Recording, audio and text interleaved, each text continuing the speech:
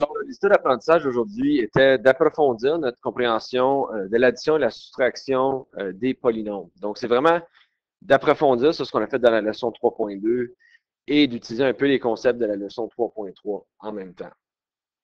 Donc, encore un rappel, quand on regroupe des termes semblables ou on additionne, il faut regrouper ceux qui ont les mêmes termes. Donc, exemple, ça veut dire les variables. Donc, par exemple, 3x plus 4x, je peux les regrouper ensemble. Donc, j'additionne les coefficients. 3 plus 4, c'est 7, ce qui fait 7x. Mais je ne peux pas faire ça si on sont quelque peu différents, s'ils n'ont pas exactement le même exposant. Ce ne sont pas considérés des termes semblables.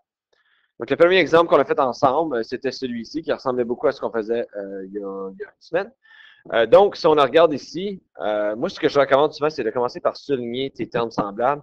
Donc, je sais que j'ai des x au carré. Donc, je retrouve, est-ce que j'ai d'autres x au carré? Oui, j'en ai ici. Un rappel, le signe en avant du coefficient lui appartient. Donc, je garde le plus pour savoir c'est quelle opération qui vient avec. Ensuite, je regarde, j'ai des x qui sont des termes différents des x au carré, ici aussi. Donc là, par la suite, ce que je recommande, c'est regroupe les termes communs, les termes semblables, donc 3x au carré, et là, je vois que c'est plus 4x au carré, plus 8x, plus 2x. Une fois que tu as tout réorganisé, là, tu peux additionner. Donc, 3x au carré plus 7x au carré, excuse, pas 4x au carré, ça fait 7x au carré, et ensuite 8x plus 2x, ça fait 10x.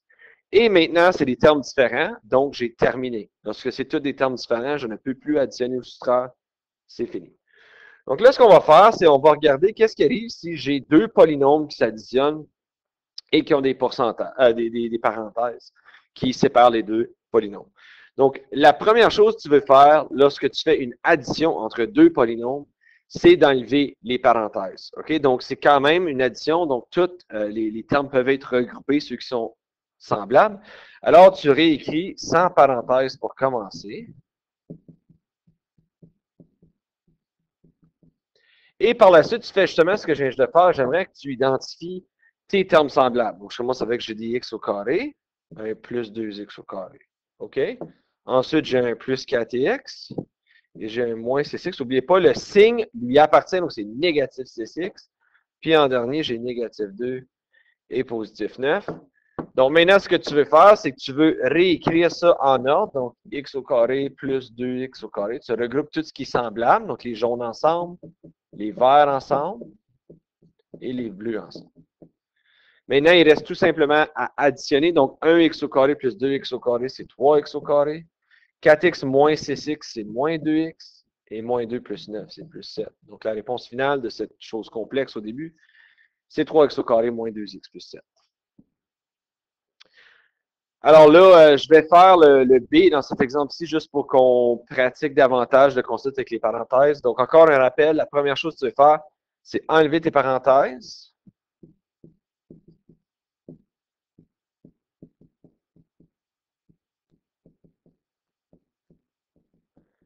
Et par la suite, c'est d'identifier tes termes qui sont semblables.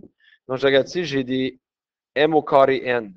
Fais attention, m au carré n, c'est pas la même chose que mn au carré. Donc, le 3 et le 5 ne peuvent pas s'additionner parce qu'ils n'ont pas exactement les mêmes valeurs avec exactement les mêmes exposants. Mais je regarde, j'en ai un ici, m au carré n. Ensuite, j'ai m n au carré, m n au carré. Et en dernier, j'ai juste tout simplement n. Donc là, tu réécris le tout. Donc, j'ai 3 m au carré n plus m au carré n plus 5 m n au carré plus 7 m n au carré plus 10 n. Et là, tu regroupes. So, 3 plus 1, c'est 4 m au carré n. 5 plus 7, ça me donne donc 12 m n au carré et 10 n. Il n'y a personne avec qui s'additionner. Maintenant, la soustraction, ça fonctionne de la même façon. Quand ça vient à un polynôme où il n'y a pas de parenthèse. Vous allez voir quand il y a des parenthèses, ça modifie un petit peu. Donc, je vais faire le B ici avec vous, un petit rappel. Donc, moi, je te recommanderais commence par identifier, c'est le 3x au carré. Et n'oubliez pas, le négatif appartient au 4, au négatif 4x au carré, négatif 8x, puis positif 2x, c'est des termes semblables.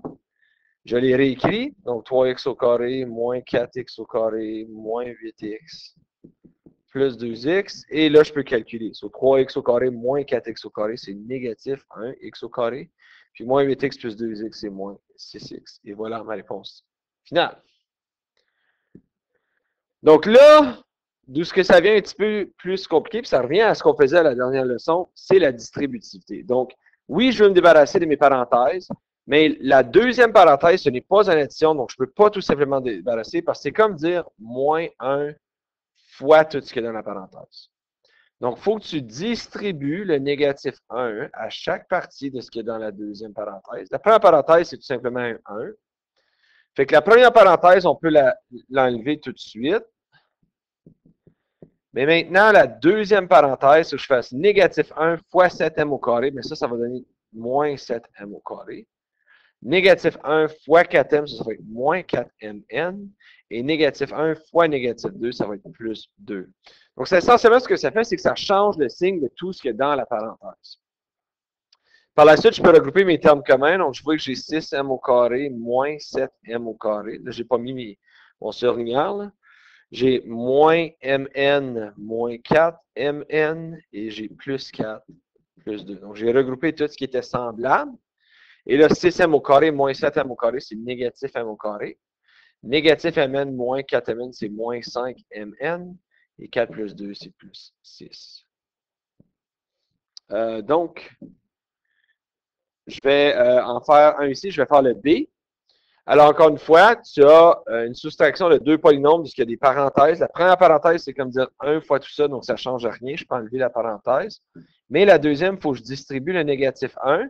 Donc, c'est comme dire négatif 1 fois négatif 4x au carré, ça devient plus 4x au carré. Et négatif 1 fois 5x, ça devient moins 5x. Maintenant, je peux regrouper mes termes semblables. Donc, 7x au carré plus 4x au carré. Moins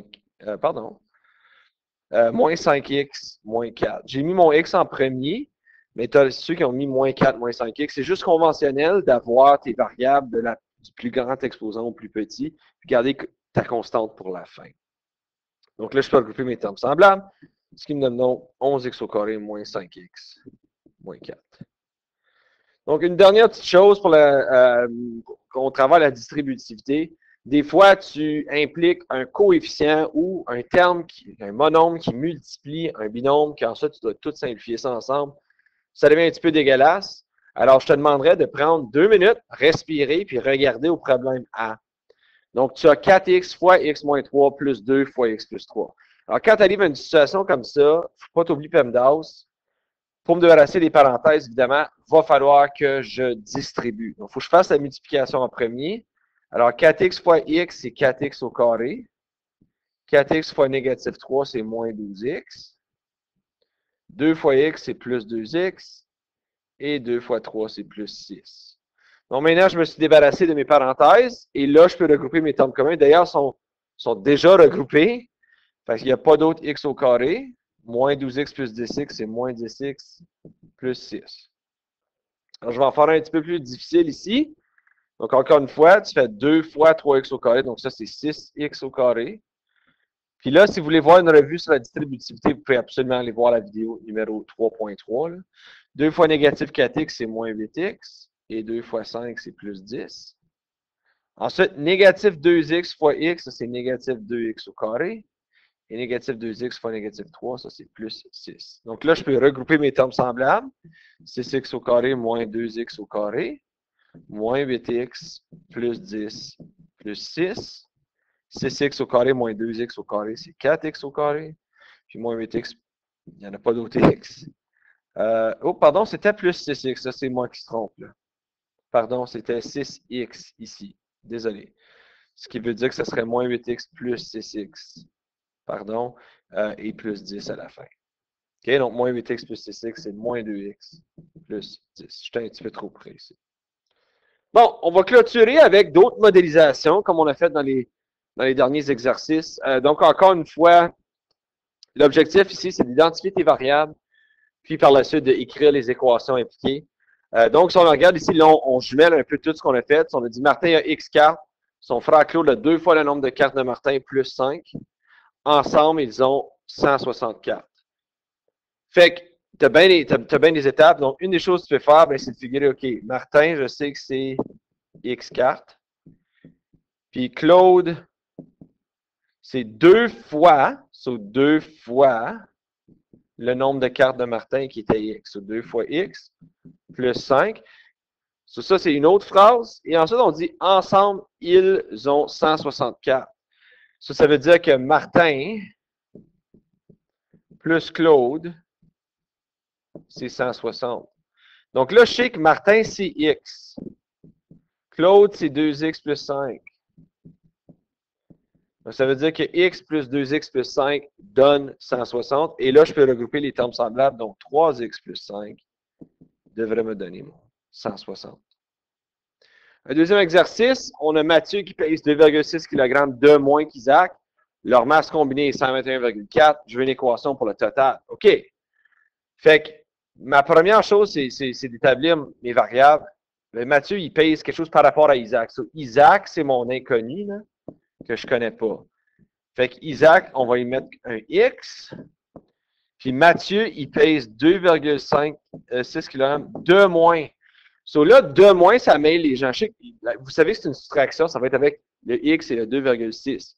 Mais 2 moins, ça veut dire moins que ce qui était. So, si je te dis, regarde, j'ai 50 piastres, puis toi, tu as 3 piastres de moins, ça ferait 50 moins 3, pas 3 moins 50.